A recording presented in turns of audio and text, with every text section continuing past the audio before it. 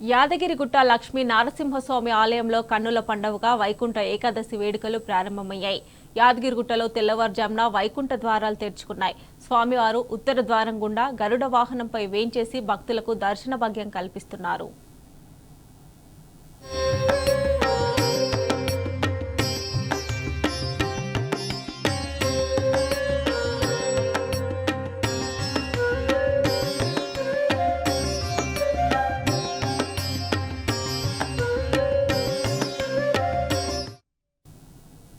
ఇదే అంశానికి సంబంధించి మరిన్ని డీటెయిల్స్ మా ప్రతినిధి రాము లైవ్ లో అందజేస్తారు. రాము,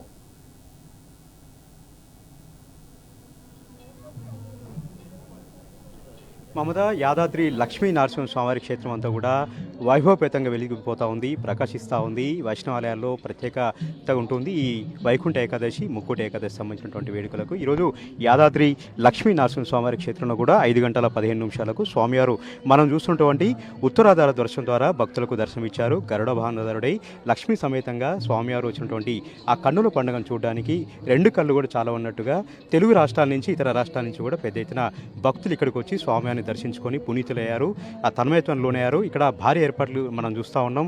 ఎప్పుడు లేని విధంగా ఈసారి ప్రత్యేకమైనటువంటి ఏర్పాట్లు చేశారు, బారికేడ్స్ ఏర్పాటు చేశారు.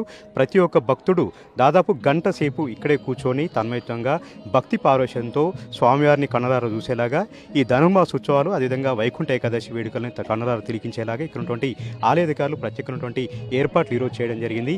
గుట్ట అంతా కూడా అణువను కూడా ఆధ్యాత్మిక శోభ మనకు గుట్టిపడుతూ ఉంది. ముక్కోటి ఏకాదశి శోభ అనేది మనకు కనపడుతూ ఉంది.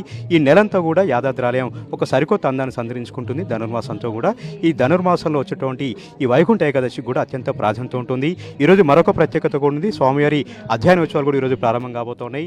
6 రోజుల పాటు కనువిందు చేసేలాగా ప్రతి ఒక్క అలంకారంలో స్వామివారు ప్రతిరోజు కూడా తిరుమాడ వీధిలో ఊరేగుతూ భక్తులను తన్మయత్వంలో చేస్తూ ఉంటారు. ఈరోజు వైకుంఠ ఏకాదశి వేడుకలు కూడా అంతే అందంగా, అంతే కన్నుల పండుగ జరిగాయి. ఈ నేపథ్యంలోనే ఆలయ యువ భాస్కరరావు గారు మనతో ఉన్నారు. వారితో మనం మాట్లాడదాం. సార్, మీరు వచ్చిన తర్వాత ప్రకాశిస్తూ ఉంది సార్. ఈ బార్కెట్లను చూస్తూ ఉంటే సంతోషంగా అనిపిస్తూ ఉంది. 5:15 స్వామివారు గరుడ వాహనంతో బయటకు వచ్చిన తర్వాత ఎట్లా తన్మయత్వంలోనారు, ఎలాంటి ప్రత్యేక ఏర్పాట్లు చేశారు సార్?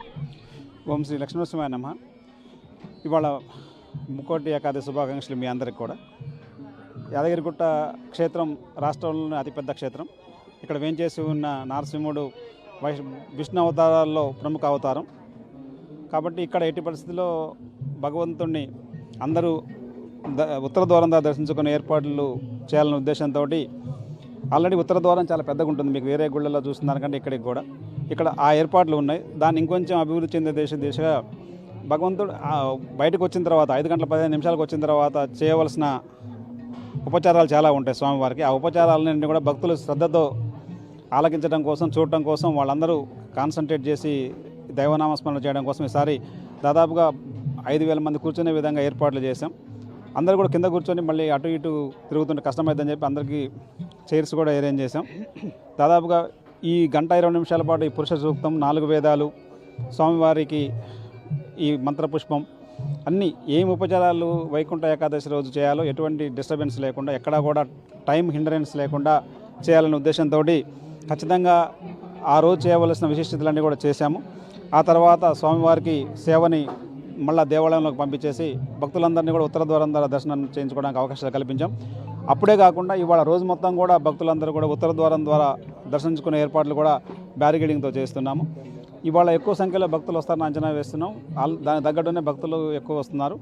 దానికి సంబంధించి ప్రసాదాలు కానివ్వండి, టాయిలెట్స్ కానివ్వండి, టాయిలెట్స్ క్లీన్గా ఉంచడం కానివ్వండి, డ్రింకింగ్ వాటర్ కానివ్వండి, పార్కింగ్ ఫెసిలిటీస్ దగ్గర అందరికీ లోకల్ పోలీస్ ప్లస్ ఎస్పీఎఫ్ సహకారంతో చేస్తున్నాము. ఈరోజు మొత్తం కూడా సాంస్కృతిక కార్యక్రమాలు ఉండే విధంగా ఏర్పాటు చేస్తాం. మధ్య మధ్యలో గ్యాప్ ఇచ్చుకుంటూ అవి నిరంతరం జరుగుతూ ఉంటాయి. అదేవిధంగా ఇవాళ నుంచి అధ్యయనోత్సవాలు కూడా స్టార్ట్ అవుతాయి.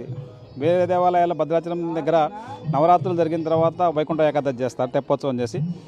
యాదగిరిగుట్ట దేవస్థానానికి ప్రాముఖ్యత ఏంటంటే ఈ రోజు నుంచి అధ్యయనోత్సవాలు అంటే అన్ని అలంకారాల్లో స్వామివారికి ఆయనకున్న అలంకారాలన్నింటిలో కూడా దర్శనమిస్తుంటారు రోజు.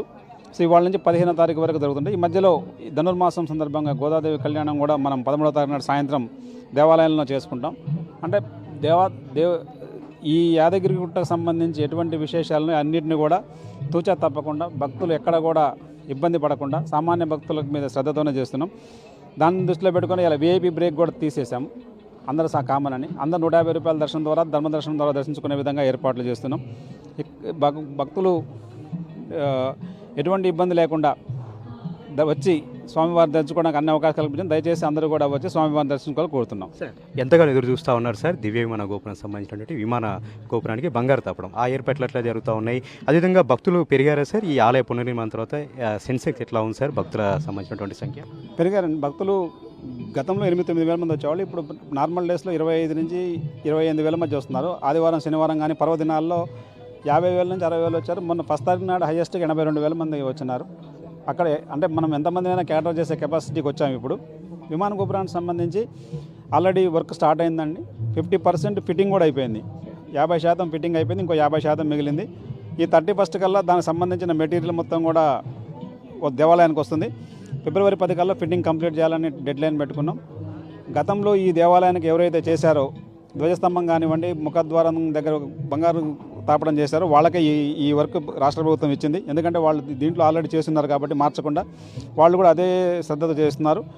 ఫిబ్రవరి 23న గౌరవ ముఖ్యమంత్రి గారి చేతుల మీదుగా ఉదయం 11:54 ఈ మహాకుంభాభిషేకం జరిపి సంప్రోక్షణ జరిపిన తర్వాత బంగారు విమాన గోపురాన్ని స్వామివారికి గౌరవ ముఖ్యమంత్రి వారికి అంకితం ఇస్తారు. అది డెడ్ లైన్ ముహూర్తం ఆల్రెడీ ఫిక్స్ అయింది.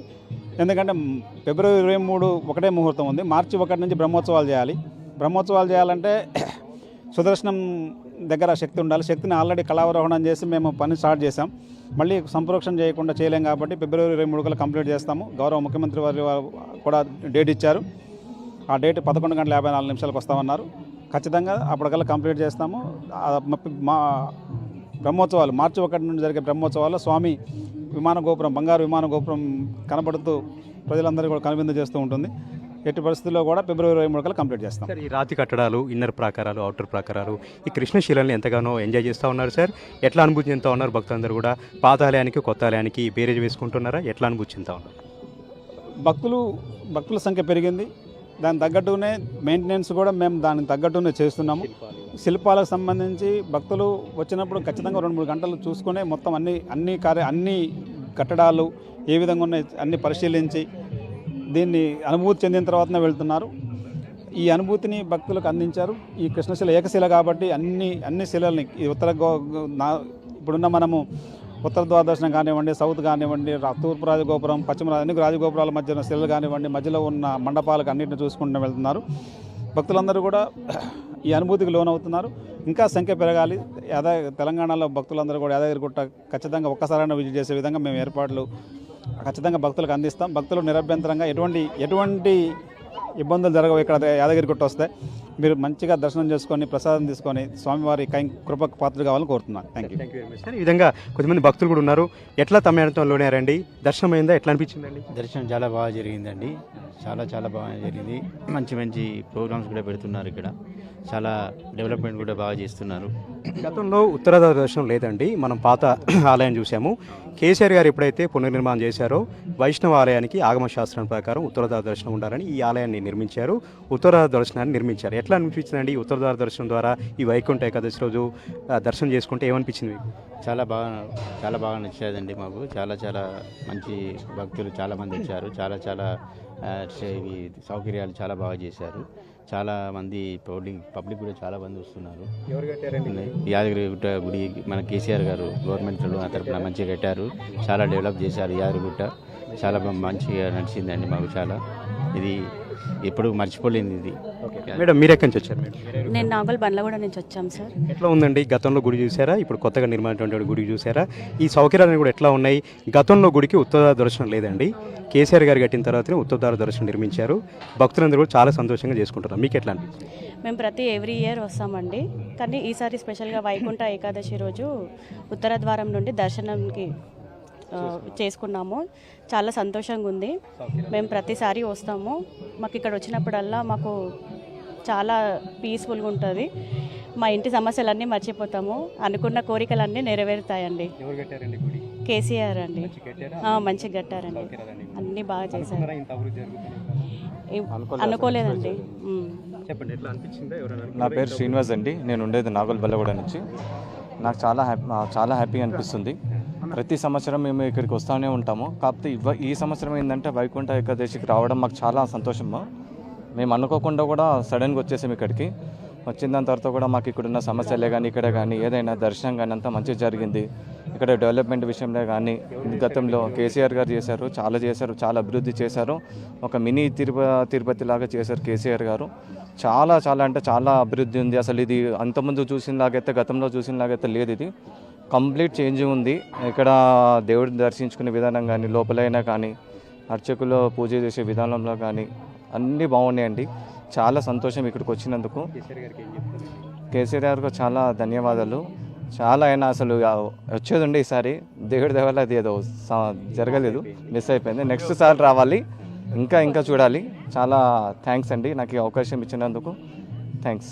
ఓకే, మీ పేరేంటి, ఎక్కడి నుంచి వచ్చారు, ఎట్లా అనిపిస్తుందండి? గతంలో గుడికి ఉత్తరద్వారం లేదు, కేసీఆర్ గారు నిర్మించిన తర్వాత ఉత్తరద్వారం నిర్మించారు. ఇంత అద్భుతంగా వైకుంఠ ఏకాదశి వేడుకలు జరుగుతూ ఉన్నాయి. ఎట్లా అనిపించిందండి? గర్భగుడి గురించి ప్రతి ఒక్కరు చెప్పుకుంటున్నారు, చూసారా? ఎట్లా అనిపించింది? చాలా అంటే చాలా బాగుందండి. ముందు ఉన్నదానికి ఇప్పుడు ఉన్నదానికి నిజంగా ఈ కృతజ్ఞతలు మన పాత సీఎం కేసీఆర్ గారికే చెప్పాలి. ఆయన లేకుంటే మేము ఒకప్పుడు తిరుపతి వెళ్ళేవాళ్ళం. దాని తర్వాత ఇలా మళ్ళీ ఒక తిరుపతిని చూస్తున్నట్టుగా ఉంది ఇది. ఆ ముందుకు ఇప్పటికీ స్వామివారిని చూస్తుంటే ఒక అద్భుతం. అసలు ఇక్కడికి వస్తే అసలు ఎన్నో సమస్యలు కూడా ఆయన రాష్ట్రాన్ని దిద్దాడు, తర్వాత స్వామివారు ఆయన దిద్దారు. నిజంగా అలాంటి సీఎం మళ్ళీ కావాలని మనస్ఫూర్తిగా స్వామివారిని కోరుకుంటున్నా. ఇలాంటి మందిరం వేరే ఎవరు కూడా కట్టకపోతుండే. అడవను కూడా రాతి శిలలండి, కృష్ణశిలలు, చాలా అద్భుతంగా శిల్పాలు అవన్నీ కూడా ఉన్నాయి. ఆయన దూరదృష్టి అవన్నీ కూడా ఎట్లా అనిపించింది? ఆయన ఆధ్యాత్మికమైనటువంటి సంబంధించినటువంటి కూడా ఎట్లా అనిపించిందండి మీకు? చాలా అద్భుతంగా ఉంది అది. భక్తి ఒకటి ఎక్కువ. ఆయనకు చిన్నజీఆర్ స్వామి ఇలాంటి వాళ్ళు చాలామంది అతనికి ఆశీస్సులు ఇచ్చి సలహాలు ఇచ్చి పెద్దవాళ్ళందరూ మరి ఆ స్వామివారు నేంగా కూడా అతనికి మరో జన్మ అంటూ ఉంటే నేంగా మళ్ళీ కేసీఆర్ను ఈ మన తెలంగాణ బిడ్డగానే పుట్టేయాలని మనస్ఫూర్తిగా కోరుకుంటున్నాను నేను. స్వామివారి ఆశీస్సులు కంపల్సరీ. ఆయన కుటుంబాన్ని కూడా మన కుటుంబాలను ఆయన సరిదిద్దాడు. అలాగే ఆయన కుటుంబాన్ని కూడా స్వామివారు బాగా నిండు నూరేళ్లుగా ఉంచాలని మనస్ఫూర్తిగా ఒక మానవత్వ జీవిగా నేను స్వామివారిని ఆయన కుటుంబానికి బాగా ఉంచాలని మనస్ఫూర్తిగా కోరుకుంటున్నాను. చాలా అప్పటికి ఇప్పటికీ అసలు చూస్తే అసలు ఈరోజు మార్నింగ్ అలా వచ్చాము, ఇంత రష్లో కూడా స్వామివారు అలా దర్శనం ఇచ్చాడు అంటే నేను ఈ కృతజ్ఞతలు కేసీఆర్ గారిదేనండి. ఎందుకంటే అప్పటికి ఇప్పటికి చాలా ఇక్కడ అరేంజ్మెంట్ కూడా చూస్తున్నా ఎంత చక్కగా ఉన్నాయి. చైర్లు వేసి టేబుల్ వేసి నీళ్ళని టిఫిన్లు కావాలని మెడికల్ కానీ ఇవన్నీ చూస్తుంటే అసలు పాతది మర్చిపోయినాం. కేసీఆర్ గుర్తొస్తుండ్రు. ఆయన యాదాద్రి అంటే కేసీఆర్ అనిపిస్తుండ్రు ఇప్పుడు. అప్పటికి ఇప్పటికి అంత మార్పు తెచ్చాడు. ఆ మార్పు మాత్రం ఆయనదే. ఉత్తర దర్శనం లేదండి. గతంలో గుడికి చిన్నగా ఉండే, కొద్దిగా కంజెస్టెడ్గా ఉండే. కేసీఆర్ గారు పునర్నిర్మాణం చేపట్టిన తర్వాత స్థపతుల సలహా తీసుకొని ఇక్కడ వైష్ణవ ఆలయంలో ముక్కుంట ఏకాదశి వైకుంఠ ఏకాదశి జరగాలంటే ఉత్తర దర్శనం ఉండాలని నిర్మించారండి. ఎట్లా అనిపిస్తుంది ఇంత పెద్ద గోపురం నుంచి స్వామివారు బయటకు వస్తూ ఉంటే? తిరుపతిలో స్వామివారికి యాదవులు డోర్ తీస్తారు. ఇక్కడ ఉత్తరద్వారం తీసిన తర్వాత కేసీఆరే కనిపించారు. నిజంగా మరో యాదవుడా ఇక్కడ నిజంగా ఇక్కడ ఈ ద్వారాన్ని స్థాపించినందుకు అసలు లేక నీకు మాటల్లో చెప్పడం కాదు. ఇప్పుడు యాదగిరిగుట్టలో ఉత్తర ద్వారం పెట్టడం అన్నది చాలా పెద్ద విషయం. అది అలాంటిది పెట్టియడం అన్నది నిజంగా ఈ తెలంగాణ బిడ్డలు అందరూ కలిసి చేసుకున్న పుణ్యం అనుకోవాలి. లేకుండా ఇంతకుముందు మనకు లేకుండా ఇక్కడ అందులో ఈ శిల్పాలు ఇవి ఇలా చేయడము చాలా అద్భుతం అండి. నిజంగా అసలు నిజంగా అసలు మరో తిరుపతికి వెళ్ళినట్టు అనిపిస్తుంది మనకు, తెలుసా? అలా మీరు ఎక్కడి నుంచి వచ్చారండి? ఎట్లయింది దర్శనం? 5 గంటల 15 నిమిషాలకు స్వామివారు గరుడ వాహనం పైన వస్తూ ఉంటే ఎట్లా తన్మయత్వంలో ఉన్నారు, ఎట్లా భక్తిభావంతో ఉన్నారండి? మాకు చాలా ఆనందంగా ఉంది. చాలా బాగున్నాయి. పైన కూడా సౌకర్యాలు చాలా మంచిగా ఉన్నాయి. ప్రతిదీ బాగుంది. మాకు దేవిని చూస్తే కూడా చాలా ఆనందం అనిపించింది. ప్రతి సంవత్సరం కూడా వస్తూనే ఉంటాం మేము ఇక్కడికి. గర్భగుడి చాలా బాగుంది. ఇక్కడ ఏర్పాట్లు కూడా చాలా బాగున్నాయి. ప్రతిదీ బాగుంది. 10 సంవత్సరం చాలా ఒక 98% చేంజ్. 98% చేంజ్. ఈ విధంగా చేసుకోవడం కూడా చాలా అదృష్టం మన తెలంగాణ. ఇది అంతా మన కేసీఆర్ చేసిందే కదా. అప్పుడు కేసీఆర్ హయాంలో కేసీఆర్ ప్రభుత్వం ఉన్నప్పుడు చేసింది ఇదంతా. ఇది ఈ కేసీఆర్ ప్రభుత్వం ఉండి ఆయనకు ఆలోచన విధానంతో ఇలా చేయడం ఇలా భక్తులు కూడా ఇంతమందికి ఇన్ని సౌకర్యాలు రావడము ఇన్ని సౌకర్యాలు ఉండడం కూడా మాటలు కాదు. ఒకప్పుడు కొద్దిగా ఇరుకుండే, ఈరోజు గుట్ట వెడల్పోవడం వల్ల రానికి పోనీకి సౌకర్యాలు కూడా ప్రతిదీ చాలా బాగున్నాయి. చాలా సంతోషంగా ఉంది అన్నిటి పట్ల. ఈ విధంగా భక్తులు అయితే చాలా తన్మయత్వంలోతో ఉన్నారు. వైకుంఠ ఏకాదశి, ముక్కోటి ఏకాదశి పేరు ఏదైనా కూడా ముక్కోటి దేవతలు ఇక్కడ తరలి వచ్చి భక్తుల్ని ఆశీర్వదించారు. ఈరోజు స్వామివారు ప్రత్యేక అలంకారంలో కూడా దర్శనమిచ్చారు. తిరుమాడ వీధులన్నీ కూడా గోవింద నామస్మరణతో నమో నారసింహ అంటూ మారుమిగిపోతా ఉన్నాయి. Over to you.